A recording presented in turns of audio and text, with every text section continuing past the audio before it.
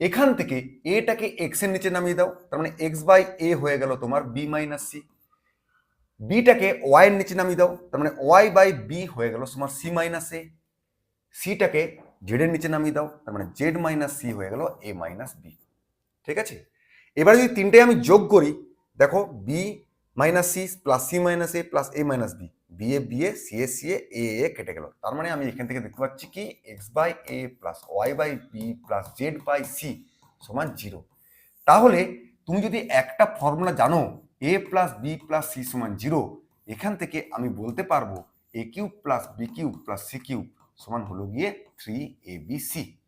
তার মানে এখানে A plus B plus C মানে 0 হয়ে গেল, মানে A cube plus B cube plus C cube সমান হয়ে গেল 3abc। সেটাই তো তোমাকে বার করতে বলেছিল, A cube plus B cube plus C cube মানেই হয়ে গেল 3abc। ব্যাস, এই হলো গল্প। তার মানে তোমার